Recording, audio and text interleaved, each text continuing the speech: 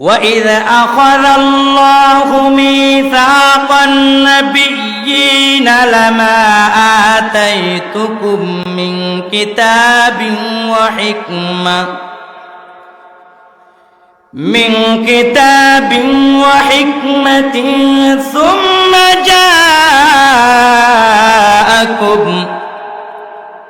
ثُمَّ جَاءَكُمْ رَسُولٌ مُصَدِّقٌ لِمَا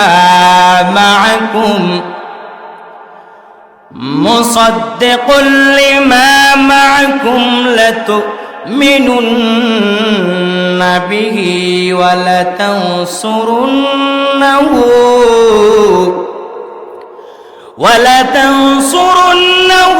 قَالَ أَقْرَرْتُمْ وَأَخَذْتُمْ عَلَى ذَلِكُمْ إِصْرِي قَالُوا أَقْرَرْنَا قَالَ فَاشْهَدُوا وَأَنَا مَعَكُمْ مِنَ الشَّاهِدِينَ।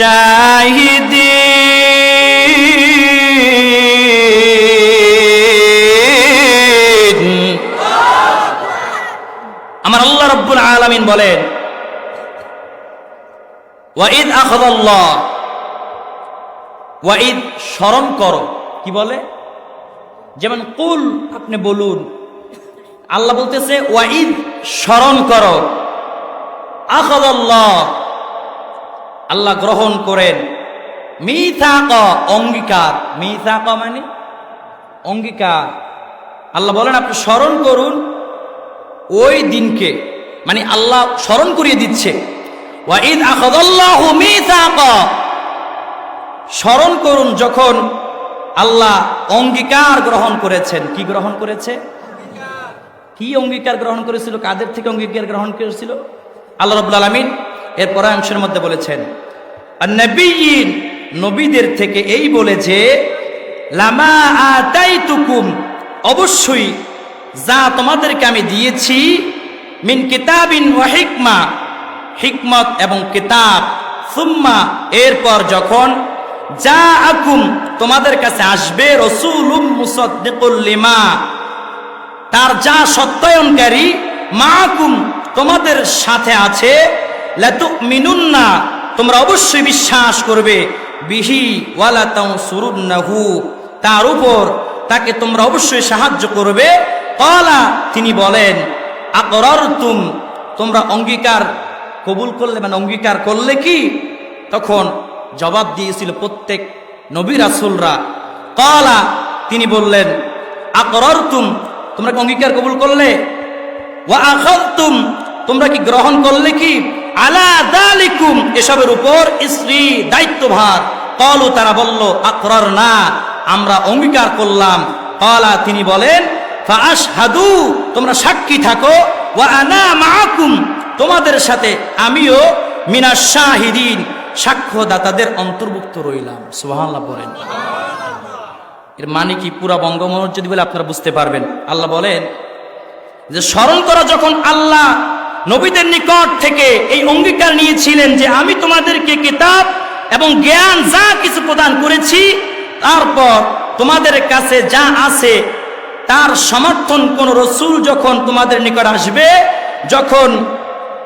যখন তোমরা তা যখন তোমাদের নিকট আসবে, মানে দ্বীনের দাওয়াত নিয়ে আসবে, যদি কোনো নবী এসে বা নবী যদি এই যে তোমরা মানবে কি অঙ্গীকার, এই যে তোমাদের নিকট আসবে যে নবীর কথা বলা হয়েছে, মুফাসসির ইকরামরা বলেছে এই নবী হলো আমাদের নবীজি সাল্লাল্লাহু আলাইহি ওয়াসাল্লাম। জোরে বলেন সুবহানাল্লাহ।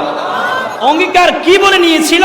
যে তোমরা কি অঙ্গীকার করলে, তোমরা কি মানলে যে তোমাদের নিকট যখন আমি আমার নবীজিকে পাঠাবো, মানে দয়াল নবীজি সাল্লাল্লাহু আলাইহি ওয়াসাল্লামকে পাঠাবো, তখন তোমরা তার উপরে ঈমান আনবে এবং তাকে তোমরা সাহায্য করবে। জোরে বলেন সুবহানাল্লাহ। কার উপরে ঈমান আনবে? নবীজির উপর। কার উপর? নবীজির উপরে ঈমান আনবে এবং সাহায্য করবে। তোমরা সাক্ষী থাকো, আমি তোমাদের সঙ্গে সাক্ষী থাকলাম। মানে কি? হেরফের করার কোনো সুযোগ নাই। এখন আপনি সাক্ষী দিন এখানে যে হুজুর আর জীবনও সুদ খাবো না, আর জীবনও ঘুষ খাবো না, আর জীবনও ইসলামের বিরুদ্ধে আঙুল চালাবো না। আপনি শপথ গ্রহণ করে বাইরে চলে গেলেন। বাইরে চলে যাওয়ার পর এখন আপনি আবার সেই অঙ্গীকার ভঙ্গ করে ফেললেন, ভঙ্গ করে আবার সুদ খাওয়া শুরু করলেন, ঘুষ খাওয়া শুরু করলেন। আপনি কি অঙ্গীকার রাখলেন নাকি ভঙ্গ করলেন? ওয়াদা রাখলেন না ভঙ্গ করলেন? আল্লাহ বলে যে আমি আল্লাহ তোমাদের কাছ থেকে অঙ্গীকার নিলাম, আমি আল্লাহ তোমাদের কাছ থেকে শপথ নিলাম, তোমাদেরকে যে আমি আল্লাহ কিতাব নাজিল করেছি, জ্ঞান দান করেছি, হিকমত দান করেছি, তারপর যদি আমার নবীজি তোমাদের নিকট চলে আসে, মানে নবীজি মুহাম্মদুর রাসূলুল্লাহ সাল্লাল্লাহু আলাইহি ওয়াসাল্লাম যদি তোমাদের নিকট চলে আসে, তাহলে তোমরা তার উপর ঈমান আনবে এবং তাকে তোমরা সাহায্য করবে। সুবহানাল্লাহ পড়েন। এই আয়াত এই যে নবীজির উপর ঈমান আনতে বলেছে এবং সাহায্য করতে বলেছে, নবীজির শান মান কত আল্লাহ বাড়িয়ে দিয়েছে দেখেন। অন্য কোন নবীদের শানে আল্লাহ রাব্বুল আলামিন এমন আয়াত নাজিল করে নাই। আল্লাহ রাব্বুল আলামিন সূরা আল ইমরানের মধ্যে অপর আয়াত আল্লাহ বলেছেন, বিসমিল্লাহির রহমানির রহিম, কুল ইন কুনতুম তুহিব্বুনাল্লাহা ফাত্তাবিউনি ইউহিব্বুকুমুল্লাহ ওয়া ইয়াগফির লাকুম যুনুবাকুম ওয়াল্লাহু গফুরুর রহিম।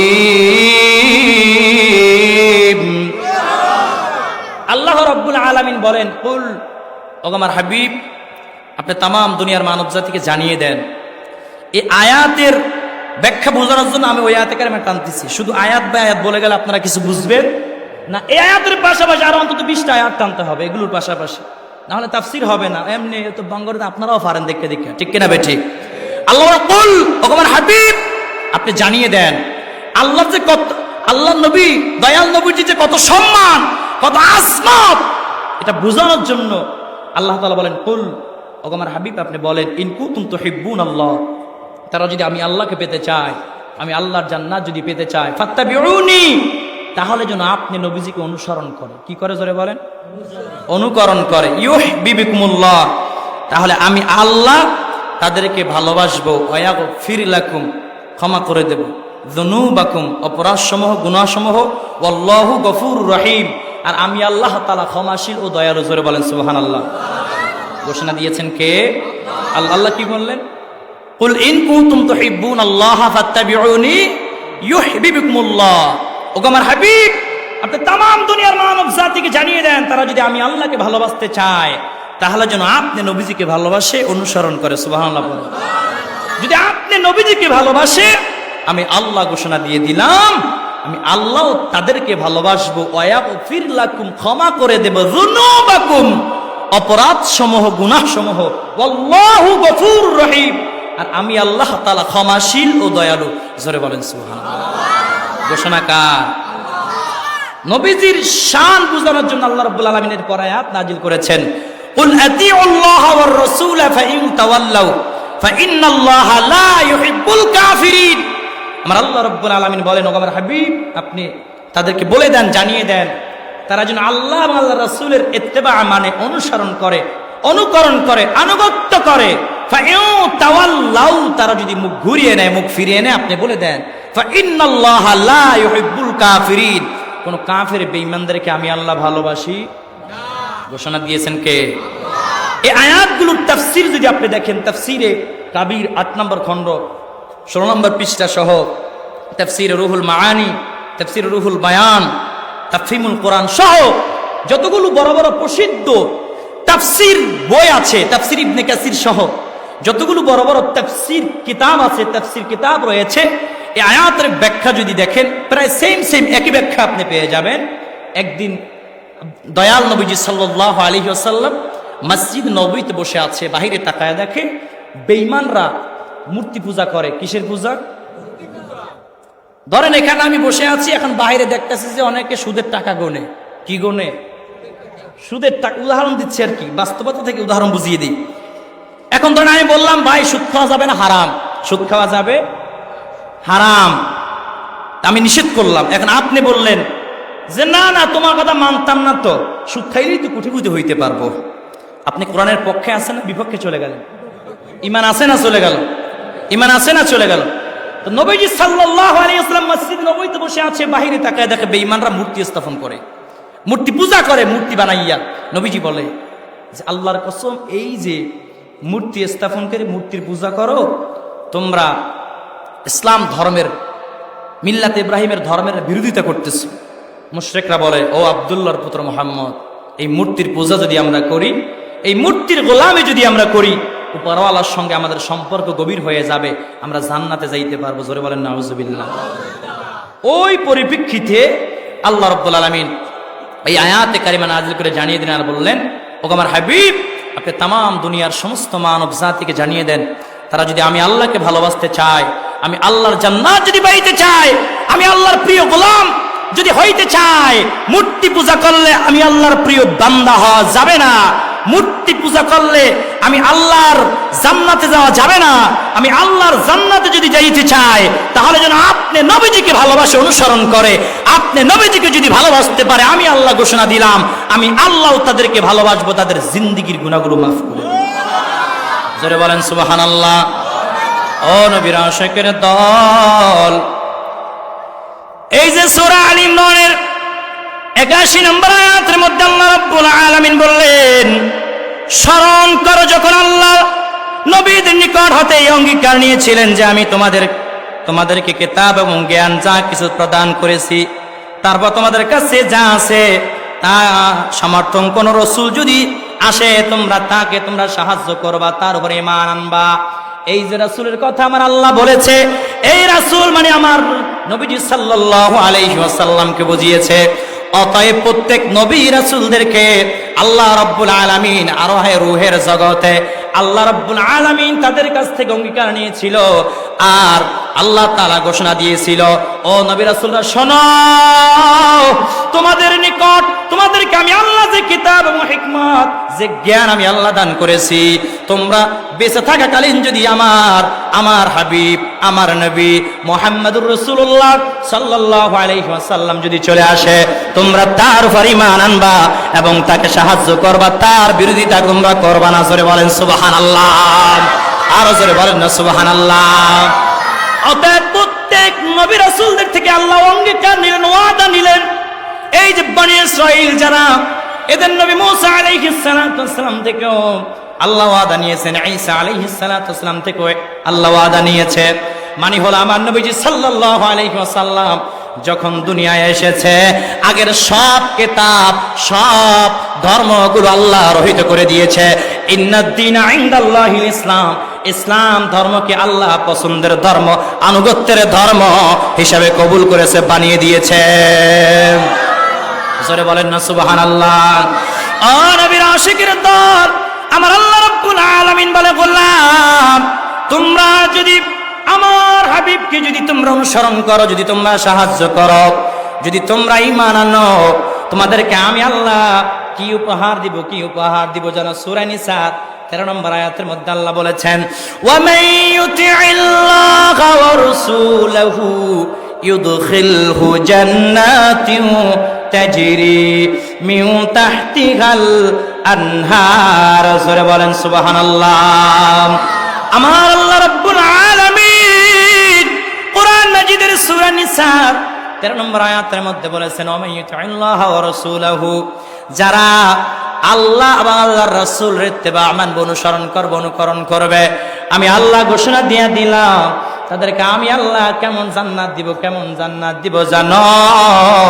যেই জান্নাতের নিচ দিয়া নহর সমূহ প্রবাহমান থাকবে। জোরে বলেন না সুবহানাল্লাহ। তাহলে নবীজিকে অনুসরণ করা লাগবে কি লাগবে না? যেহেতু আয়াতে কারিমা থেকে আল্লাহ ওয়াদা নিয়েছে নবীদের থেকে, তাহলে আমাদের থেকে ওয়াদাটা কেমন হবে? জীবন যদি চলে যায়, প্রয়োজন ইসলামের জন্য, কোরআনের জন্য, আমার নবীদের জন্য, আমরা এক বুক রক্ত আমরা রাজপথে ঢেলে দিব, তারপরও নবীজির অপমান আমরা সহ্য করব না। যারা বলো ঠিক কিনা ঠিক, নবীজির অপমানে যদি আপনার মন না কাঁদে, আমার নবীজির শান মান আজমত নিয়ে যখন কুরুক্তি করা হবে,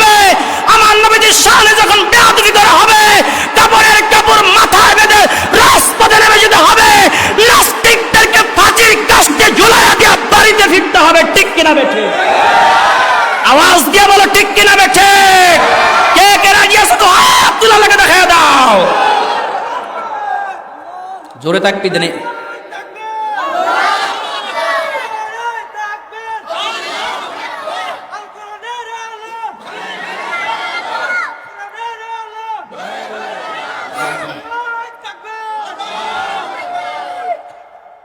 কষ্ট হয়নি?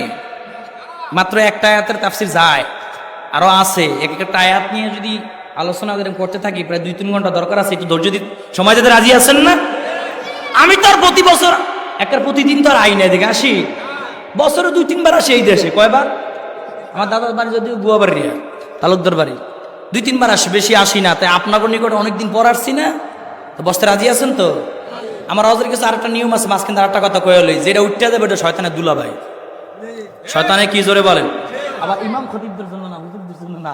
হুজুরকে ক্লাস আছে, হুজুর বাদে যারা মাহফিল উঠতে যাবে শ্রোতা, এগুলো শয়তানে খালাতো ভাই। যদি বলেন হুজুর কেন আমরা এত ভালো মানুষ মহাব্বত করি আপনারে, আপনি শয়তান বললেন কেন? যাদের কাছে কোরআনের কথা ভালো লাগে না, যাদের কাছে নবীজির হাদিস ভালো লাগে না, যাদের কাছে ইসলাম ভালো লাগে না, এরা তো কখনো মুসলমান হতেই পারে না। ঠিক কিনা জোরে বলো? এরা তো কাফের। তো কাফের তো শয়তানের চেয়ে জঘন্য। কথা কয় না কেন?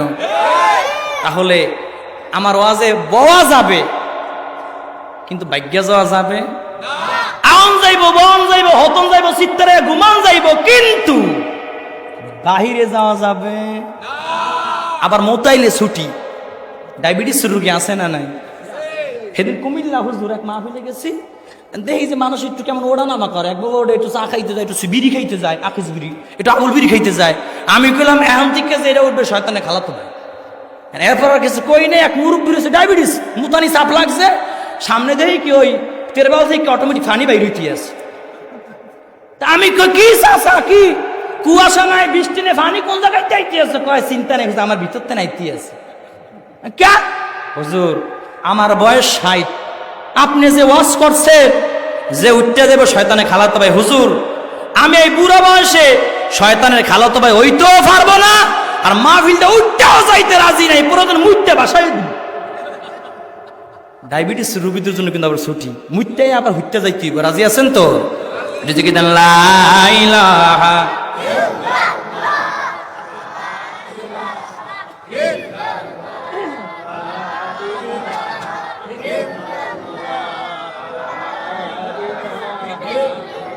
জোরে লা ইলাহা ইল্লাল্লাহ, জোরে লা ইলাহা ইল্লাল্লাহ মুহাম্মাদুর রাসূলুল্লাহ সাল্লাল্লাহু আলাইহি ওয়াসাল্লাম। আমার যুবক ভাইরা কি আসছে নাকি? যুবক রাত উঠাও। ও নাইম ভাই দিয়ে, নাইম ভাই কেটা? ওই কেটা জানো, নাম জানে কি? হ্যাঁ মামুন ভাই। আমার নাইম ভাই আইসে নাকি? হ্যাঁ ভাই, আর একজন চশমা সহ এবারও চিনছি আমি। এখানে অনেক পরিচিত মুখ, কেউ যাইয়েন না জানো, ঠিক আছে না? মাঝে মাঝে একটু উৎসাহের জন্য হাসাবো, রাগ করবেন আপনারা? হাসানোর দরকার আছে না নাই?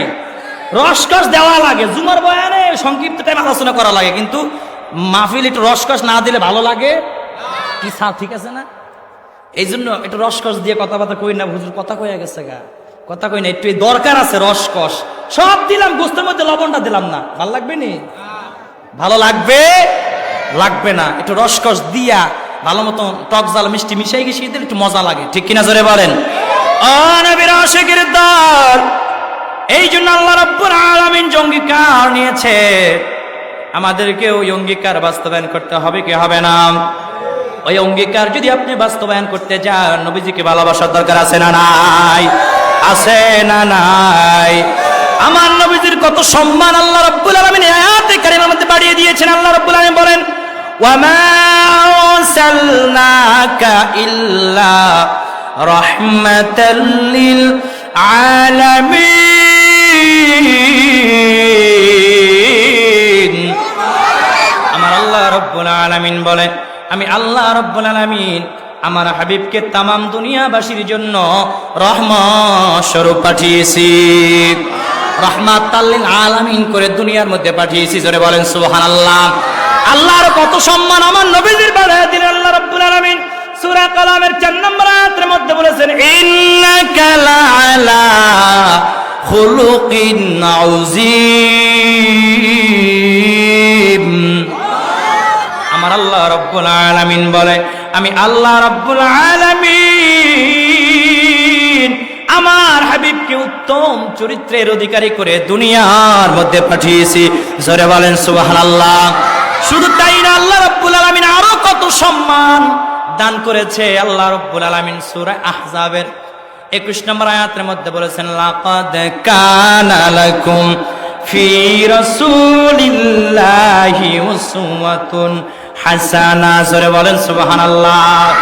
আমার আল্লাহ রাব্বুল আলামিন সূরা আহজাবের 21 নম্বর আয়াতের মধ্যে বলেছেন, আমি আল্লাহ রাব্বুল আলামিন আমার হাবিবের মধ্যে তোমাদের জন্য দিয়ে দিয়েছি উত্তম আদর্শ। জোরে বলেন সুবহানাল্লাহ।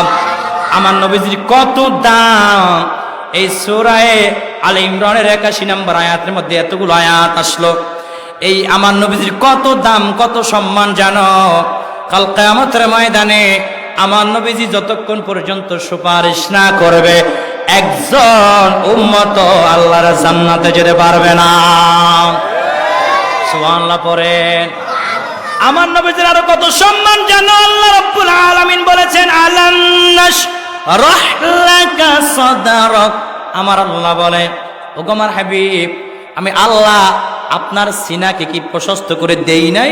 সুবহানাল্লাহ পড়েন। মূসা আলাইহিস সালাতু ওয়াস সালাম আল্লাহর দরবারে ফরিয়াদ জানান, আল্লাহ রব্বিশরাহ লি সাদরি ওয়া ইয়াসসির লি আমরি ওয়াহলুল উকদাতাম মিন লিসানি ইয়াফকাহু কওলি। মূসা আলাইহিস সালাতু ওয়াস সালাম আল্লাহর দরবারে বলে, মালিক, আয় আল্লাহ রব্বুল আলামিন, আপনি আমার জবান খুলে দেন, সিনাকে প্রশস্ত করে দেন, জেহেন বৃদ্ধি করে দেন। আর আমার আল্লাহ উল্টা আমার নবীজিকে বলে, আলাম নাশরাহ লাকা সাদরাক। হাবিব, আমি আল্লাহ কি আপনার হৃদয়কে প্রশস্ত করে দেই নাই? সুবহানাল্লাহ পড়েন। আরো কত সম্মান দিয়েছে জানো আল্লাহ রাব্বুল আলামিন? সূরা কাউসারের মধ্যে বলেছেন, ইন্না আ'তাইনা কাল কাউসার। আমার আল্লাহ রাব্বুল আলামিন বলে, আমি আল্লাহ আপনাকে দান করেছি কাউসার। কি দান করেছি? জোরে বলেন। কাউসার দান করেছি। কাল কিয়ামতের ময়দানে সমস্ত মানুষগুলো যখন ইয়া নফসি বলে চিল্লাবে আর দৌড়াবে, কারো বুক পর্যন্ত ঘামে ডুবে যাবে, কারো গলা পর্যন্ত ডুবে যাবে, কারো নাক পর্যন্ত ডুবে যাবে। ওই সময় সমস্ত মানুষগুলো যখন ইয়া নফসি বলে চিল্লাবে আর দৌড়াবে, ওই কঠিন মুহূর্তের সময় আমার নবীজি সাল্লাল্লাহু আলাইহি ওয়াসাল্লামের যারা আশিক, যারা নবীজিকে ভালোবাসতো, যারা এই আয়াতগুলোকে মেনে চলতো, অনুসরণ করত, অনুকরণ করত, মানত, আমার নবীজি সাল্লাল্লাহু আলাইহি ওয়াসাল্লাম ওই সমস্ত উম্মতদেরকে দেখে দেখে বেছে নিয়ে আমার নবীজি হাউজে কাউসারে পানি পান করাবে। জোরে বলেন সুবহানাল্লাহ। কাল কিয়ামতের ময়দানে এমন কিছু মুনাফিক মার্কা মুসলমান থাকবে যারা বলবে, আমিও তো নবীজির উম্মত, আমাকেও হাউজে কাউসারে পানি পান করার সুযোগ দেওয়া হোক। ফেরেশতারা বলবে, সুকান দূর হয়ে যা। বলবে, তোমরা দূর হয়ে যাও, তোমরা তো কখনো নবীজিকে ভালোবাসো নাই। আল্লাহ যে ওয়াদা নিয়েছিল, এই ওয়াদার সাথে তোমরা একত্ববাদ পোষণ করো নাই, তোমরা মানো নাই। তোমরা নবীজির বিরুদ্ধে কথা বলেছ, নবীজির বিরুদ্ধে কলম চালিয়েছ, আল্লাহর কোরআনের আইনের বিরুদ্ধে কলম চালিয়েছ। তোমাদের জন্য আজকে হাউজে কাউসারে পানি নয়, তোমরা দূর হয়ে যাও। আমার নবীজি ডাক দিয়ে বলবে, ও ফেরেশতারা, শোনো, আমার কাছে পাঠিয়ে দাও, এরা তো আমার উম্মত। ফেরেশতারা ডাক দিয়ে বলবে, ইয়া রাসূলুল্লাহ, ইয়া হাতারা, ইয়া এদেরকে জাহান্নামের মধ্যে নিক্ষেপ করে দেওয়া হবে। নাউজুবিল্লাহ পড়েন। মুনাফিক মার্কা মুসলমান আছে না নাই? আল্লাহ বলে, ইন্নাল মুনাফিকিনা ফিদ দারকিল আসফালি মিনান নার। যারা মুনাফিক মার্কা মুসলমান হবে, যারা মুনাফিক, এরা জাহান্নামের তলদেশে বসবাস করবে, এদের স্থান হবে জাহান্নামের তলদেশ। মুনাফিক মার্কা মুসলমানদেরকে আপনি কিন্তু সহজে চিনতে পারবেন না। উতবা সাইবা যেমন নবীজির পিছনে নামাজ আদায় করত, আবার নামাজ শেষ হইলে নবীজির বিরুদ্ধে কথা বলতো, ঠিক কিনা জোরে বলেন? বর্তমান সময়ে কিছু মুসলমান আছে যারা মুখে মুখে বলে আমরা মুসলমান, আমরা ইমানদার, আমার আল্লাহ বলে খবরদার, হুঁশিয়ার, এরা ইমানদার নয়, এরা মুমিন মুসলমান নয়, এরা ধোঁকাবাজ এবং বেঈমান। কারণ এদের অন্তরের মধ্যে আমি আল্লাহ তাআলা মোহর মেরে দিয়েছি, সুম্মুন বুকমুন উমিয়ুন ফাহুম লা ইয়ারজিউন। আমি আল্লাহ রাব্বুল আলামিন এদের অন্তরের মধ্যে আমি আল্লাহ তাআলা মোহর মেরে দিয়েছি। এদেরকে তোমরা যতই বুঝাও না কেন এরা বুঝবে না, এরা ঈমান আনবে না, এরা শুধু মুখেই দাবি করবে আমরা মুসলমান, আবার যখন আড়াল হয়ে যাবে এরা আবার ইসলামের বিরুদ্ধে কলম চালাবে, এরা নবীজির বিরুদ্ধে কলম চালাবে, নবীজির শান মান আজমত নিয়ে কটূক্তি করবে। এরাই হলো মুনাফিক, এরাই হলো মুনাফিক। আমার আল্লাহ বলেছে এদের জন্য জাহান্নামের তলদেশে এদের বসবাসযোগ্য স্থান হবে। জোরে কন্যা নাউজুবিল্লাহ। বর্তমানে এমন কিছু মুসলমান আছে না নাই? এদিকে নাই, আছে নাকি? না না, এদিকে থাকতে পার কোন কথা কি কইলাই, এদিকে থাকলে আবার ঝামেলা আছে না। এগুলো আমাদের ঢাকার মধ্যে বেশি, কি বলেন? সব জায়গা আছে না নাই? সব জায়গা আছে না নাই? যখন আপনি মাহফিল করবেন, তাফসীর করবেন, হকের পক্ষে যখন কথা বলবেন, দেখবেন অনেকে বলবে যে হুজুরে কি জানি একটু গরম গরম কইছে, ঠিক কিনা জোরে বলেন? হুজুরকে কি শ্রোতাগলায় কারো লগে কি লেনদেন থাকে নাকি? কোন বক্তার লগে কারো লগে কি কোনো আত্মীয়তা সম্পর্ক, কোনো ঘষাঘষি আছে? নাই। আমরা যা বলি হক কথা বলি, এটা আপনাদেরকে অ্যাকসেপ্ট করতে হবে, গ্রহণ করতে হবে। যদি আপনারা এটা রিপিট করে বলেন না এটা আমরা মানি না, আপনি কাফের হয়ে গেছেন।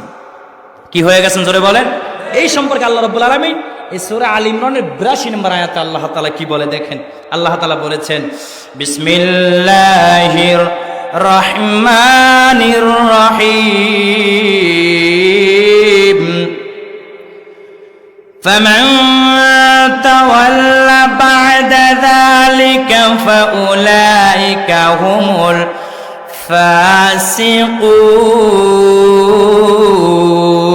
ফাসিকুন। আমার আল্লাহ রাব্বুল আলামিন বলেছেন, ফামান তাওয়াল্লা, অতঃপর যে ফিরে যাবে, বা'দা যালিকা, এর পর, ফাউলাইকা, তাহলে ওই সব লোকই হুমুল ফাসিকুন, তারাই হলো নাফরমান। কি জোরে বলেন?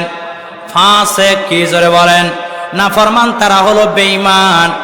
যারা নবীজিকে অনুসরণ করবে না, অনুকরণ করবে না, ভালোবাসবে না, আল্লাহর কোরআনের আইনের বিরুদ্ধে অবস্থান নেবে, আল্লাহর কোরআনের বিরুদ্ধে কথা বলবে, যারা বলবে সংবিধান থেকে ইসলাম কেটে দিব, আল্লাহ বলে ওরা কখনো মুসলমান হতে পারে না। ওরাই হলো ফাসিক, ওরাই হলো মুনাফিক, ওরাই হলো বেঈমান ঘোষণা দিয়েছেন কে? আরো জোরে বলেন কে?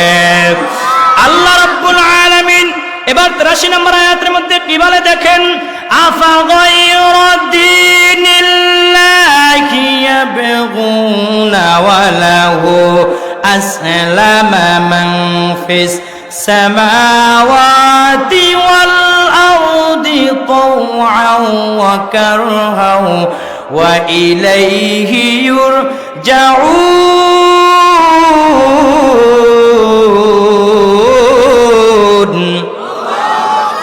আল্লাহ রাব্বুল আলামিন বলে, আফা গায়রা দীনিল্লাহ, আল্লাহ বলে তাহলে কি তারা দিন ব্যতীত, মানে আল্লাহর দিন ব্যতীত, আফা গায়রা দীনিল্লাহ, তাহলে কি তারা আল্লাহর দিন ব্যতীত, তাহলে তারা ইয়াবগুনা ওয়া লাহু আসলামা, তারা কি অন্য কোন দিন গ্রহণ করতে চায়?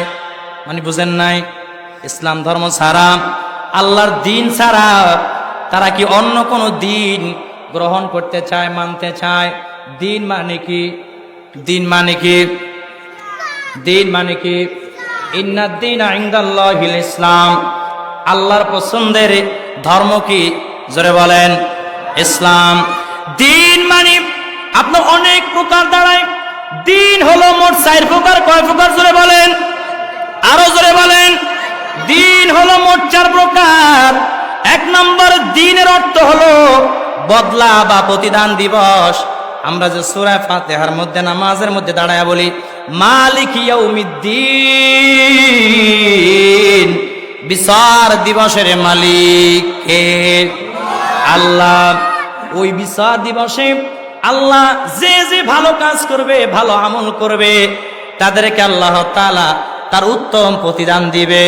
আর যে খারাপ কাজ করবে, যে ইসলামের বিরুদ্ধে কলম চালাবে, কোরআনের বিরুদ্ধে কথা বলবে, নবীজির সম্মান আজমতের বিরুদ্ধে কথা বলবে, এদেরকেও আল্লাহ প্রতিদান দিবে কি দিবে না? ইমানদার যারা ইসলামের পক্ষে কথা বলবে, যারা আল্লাহর এই কোরআনের আয়াতকে মেনে নেবে, তাদেরকে আল্লাহ জান্নাত দান করবে। আর যারা এই আয়াতকে অস্বীকার করবে, আল্লাহ তাদেরকে জাহান্নামের মধ্যে নিক্ষেপ করবে। জোরে কোন ঠিক কিনা?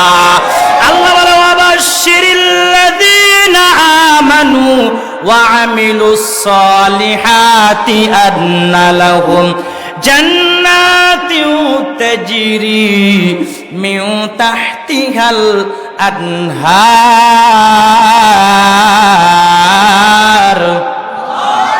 আমার আল্লাহ রব্বুল আলামিন বলে, হাবিব আপনি সুসংবাদ দিয়ে দেন, যারা আমি আল্লাহর উপর ঈমান আনবে, আমলে সালেহ করবে, আমি আল্লাহ তাদেরকে এত সুন্দর জান্নাত দিব, এত সুন্দর জান্নাত, যেই জান্নাতের নিচ দিয়া নহর সমূহ প্রবাহমান থাকবে।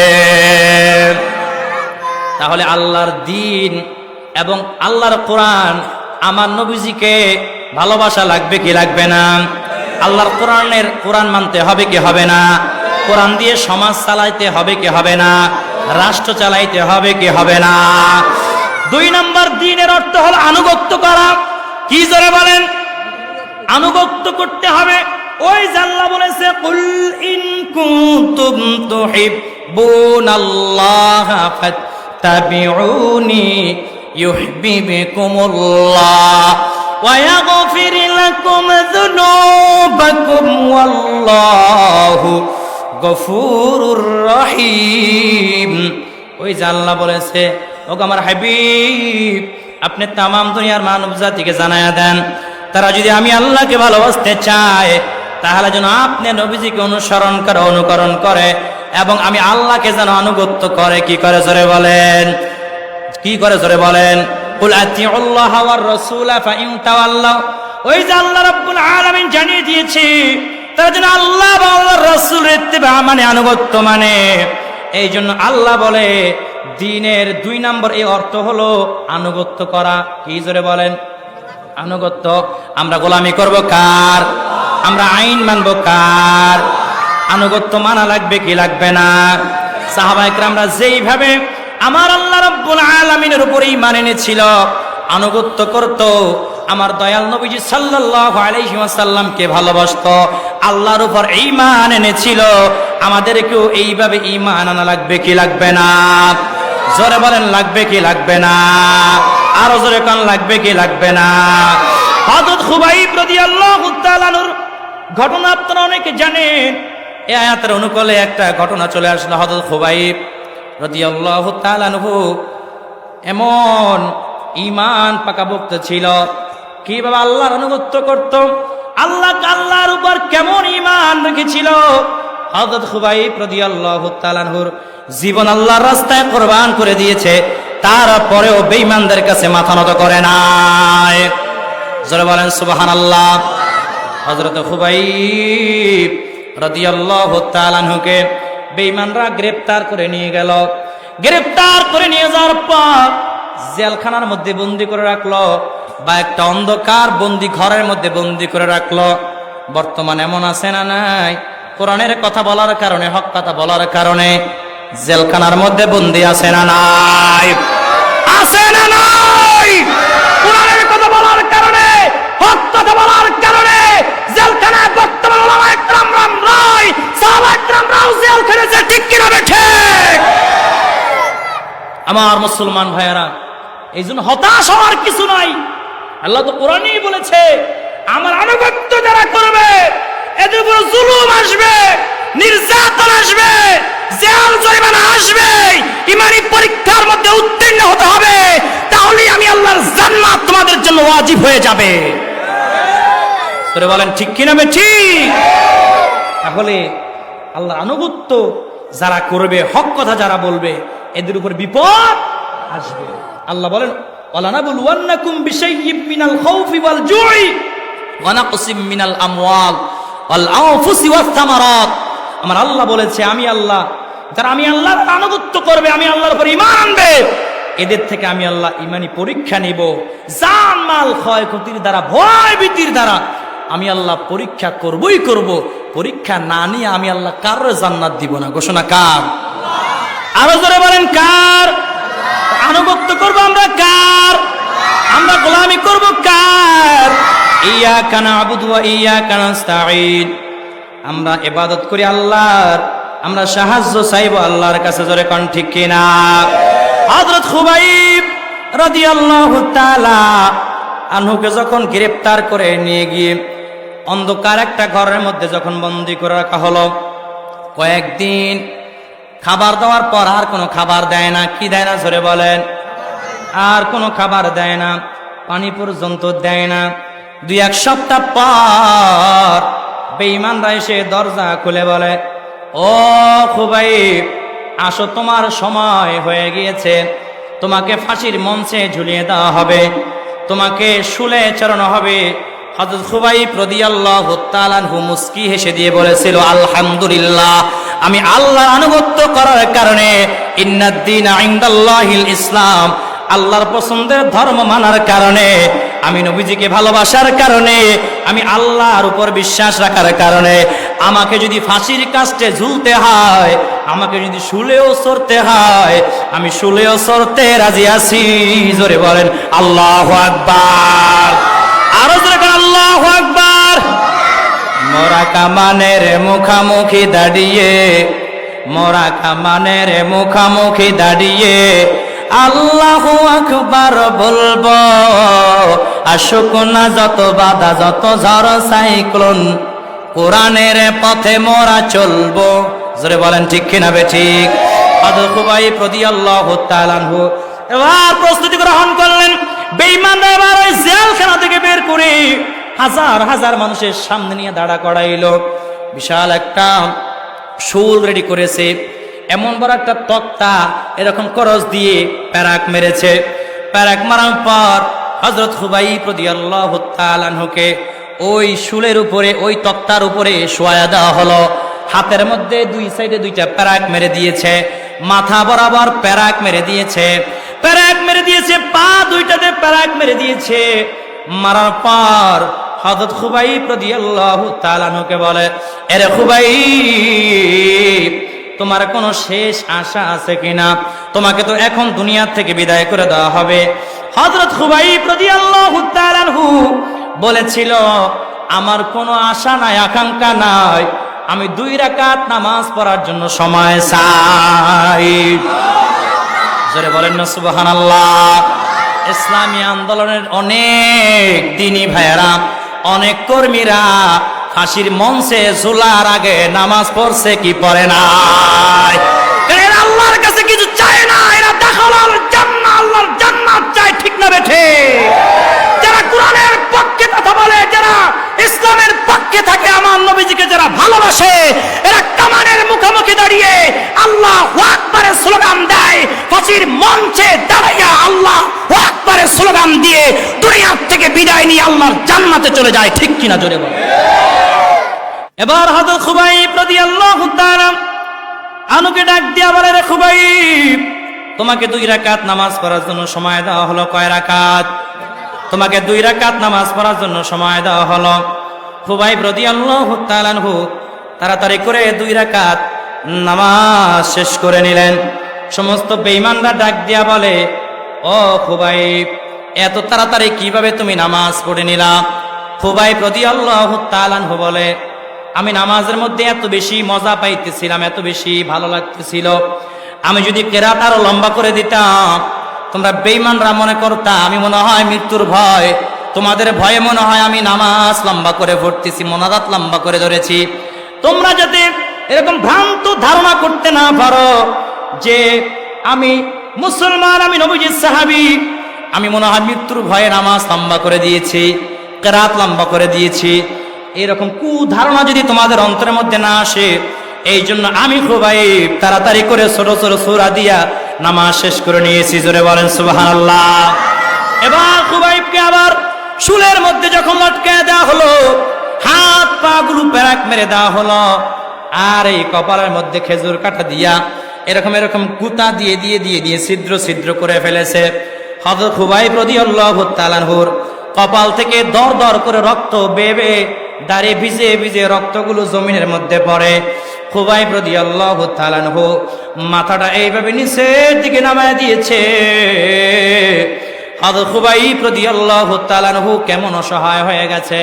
তখনও বেঈমানরা ডাক দিয়া বলে, আরে খুবাইব, তোমাকে ছেড়ে দিতে পারি যদি একটা কথা তোমার জবান থেকে তুমি বের করতে পারো। খুবাইব রাদিয়াল্লাহু তাআলা আনহু ডাক দিয়া বলে, এমন কি কথা যে একটা কথা বলার কারণে তোমরা আমাকে বেকসুর খালাস করে দিবা, আমাকে তোমরা আর শহীদ করে দিবা না, আমাকে তোমরা মুক্তি দিয়া দিবা, এমন কি কথা একটু বলো। বেঈমানরা বলে, ও খুবাইব শোনো, যদি তোমার জবান থেকে নবীজিকে একটা গালি দিতে পারো, যদি তোমার জবান থেকে যদি তুমি একবার নবীজিকে গালি দিতে পারো, যদি আল্লাহকে একবার গালি দিতে পারো, তাহলে তোমাকে বেকসুর খালাস দেওয়া হবে। জোরে বলেন নাউজুবিল্লাহ। আল খুবাইব গরম করে বলেছিল, চোখ লাল করে ডাক মেরে বলেছিল, এ বেঈমানের দল, আমি খুবাইবের জীবন যদি 1000 বার এইভাবে যদি চলে যায়, আমি খুবাইব কখনো আমি নবীজিকে গালি দিতে পারবো না, আমি কখনো আমি আল্লাহর নিয়ে কটূক্তি করতে পারবো না, কোরআনের বিরুদ্ধে আমি কথা বলতে পারবো না। জোরে বলেন সুবহানাল্লাহ। শেষ পর্যন্ত হযরত খুবাইব রাদিয়াল্লাহু তাআলা আনহু দুনিয়া থেকে বিদায় নিয়ে চলে গেল। হযরত খুবাইব রাদিয়াল্লাহু তাআলা আনহুর এই শহীদ দেখে হাজার হাজার ইহুদি খ্রিস্টানরা কালেমা পড়ে মুসলমান হয়ে গিয়েছিল। জোরে বলেন না সুবহানাল্লাহ। হযরত খুবাইব রাদিয়াল্লাহু তাআলা আনহু যেই ঘরের মধ্যে বন্দী ছিল, ওই ঘরের মধ্যে একজন মেয়ে ছিল, যার নাম ছিল জয়নব। জয়নব তারপরে দিন দৌড়াইতে দৌড়াইতে নবীজি সাল্লাল্লাহু আলাইহি ওয়াসাল্লামের দরবারে চলে গেছে। গিয়া বলে, ইয়া রাসূলুল্লাহ, ইয়া হাবিবাল্লাহ, আমি কালেমা পড়ে মুসলমান হয়ে যাইতে চাই। আমার নবীজি বলে, তুমি কেন কালেমা পড়তে চাও? ওই জয়নব ডাক দিয়া বলে, ইয়া রাসূলুল্লাহ, নবী গো, আমি যে দৃশ্য আমার চোখ দিয়ে দেখেছি, এই দৃশ্য দেখে আমি ইসলামকে বিশ্বাস করেছি। আপনি যে সত্যিকার অর্থে নবী, আপনার উপর আমি ঈমান আনতে চাই, আল্লাহর উপর আমি ঈমান আনতে চাই। বলে, এমন কি দৃশ্য তুমি দেখেছো? জয়নব ডাক দিয়া বলে, ইয়া রাসূলুল্লাহ, ইয়া হাবিবাল্লাহ, আমার বাবাও একজন বড় কাফের। এই যে খুবাইবকে যে অ্যারেস্ট করে গ্রেফতার করে নিয়ে আসলো, আমাদের ঘরে অন্ধকার যে রুমটা আছে, এই রুমের মধ্যে বন্দী করে রাখা হলো। খুবাইবকে কয়েকদিন খাবার দেওয়া হলো, এরপরে আর 1 সপ্তাহ 2 সপ্তাহ কোনো খাবার দেওয়া হয় না। আমি একদিন তাকায় দেখি, বেড়ার ফাঁক দিয়ে আমি তাকায় দেখি, হযরত খুবাইবকে কোনো খাবার আমরা দিলাম না, অথচ খুবাইব জান্নাতি খাবার খায়। জোরে বলেন সুবহানাল্লাহ। আর জোরে বলেন না সুবহানাল্লাহ। ইয়া রাসূলুল্লাহ, আমি বড় অবাক হয়ে গেলাম, যেই মানুষটাকে এতদিন পর্যন্ত বন্দী করে রাখা হলো জেলখানার মধ্যে, কোনো খাবার দেওয়া হলো না, কোনো পানি দেওয়া হলো না, ওযুর পানিটা পর্যন্ত দেওয়া হলো না। ইয়া রাসূলুল্লাহ, এই জান্নাতি খাবার, বেমৌসুমি খাবার কোথায় পেল? আমি বুঝতে পারলাম, যারা ঈমানদার, যারা আল্লাহর আনুগত্য করে, যারা নবীজি আপনাকে যারা ভালোবাসে, তাদেরকে আল্লাহ জান্নাতি খাবার খাওয়ায়।